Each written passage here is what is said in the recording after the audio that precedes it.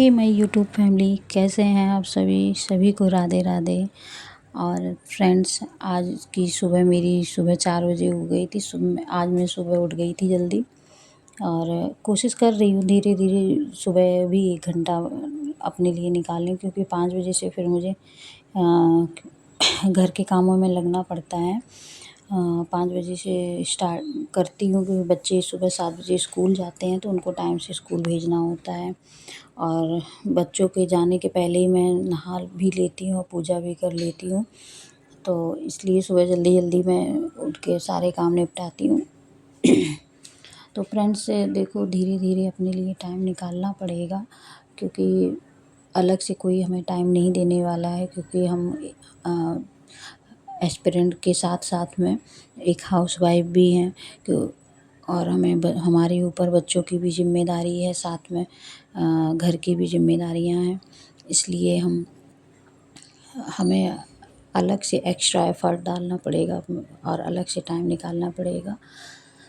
तो पहले मैं उठती थी, लेकिन अब नहीं उठ पाती हूँ सुबह जल्दी। अब धीरे-धीरे मैंने कोशिश की है कि सुबह 4 बजे उठा करूँगी और 1 घंटे सुबह में पढ़ के और फिर उसके बाद में काम में की शुरुआत करूँगी। तो आप लोगों से यही कहना चाहूँगी कि अलग से टाइम कोई नहीं देगा।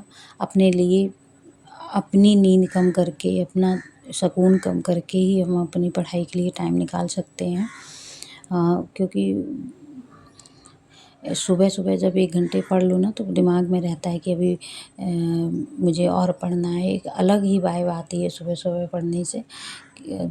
और पूरा दिन मतलब कि प्रोडक्टिव रहता है कि हम अलग से अपने लिए, जैसे सुबह-सुबह पढ़ लेते हैं तो दिन में दिमाग में रहता है फिर उसके बाद में कि अभी मैंने इतना पढ़ लिया, अभी और ये पढ़ना है या पीवाईक्यू लगाने हैं। और आप लोगों से मेरे सजेशन यही है कि बैच के चक्कर में बिल्कुल मत पड़िए। अगर नोट्स हैं आप लोगों के पास तो अपने नोट्स से करिए, और जो नए स्टूडेंट हैं वो बैच ले सकते हैं, क्योंकि उनके पास नोट्स नहीं होंगे। और रही बात बुक पढ़ना सबसे बेस्ट रहेगा, लेकिन बुक को पढ़ के समझने में बहुत टाइम लगता है। और अगर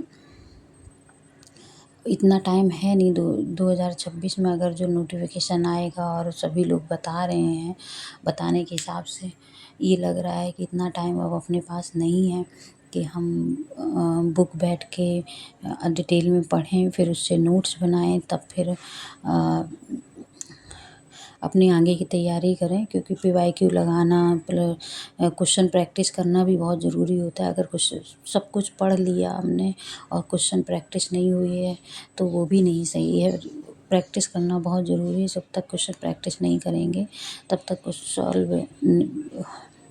एग्ज़ाम नहीं निकल पाएगा। क्योंकि मैं खुद बैठ के देखी हूँ, इतनी मेहनत की और तब भी नहीं निकल पाया।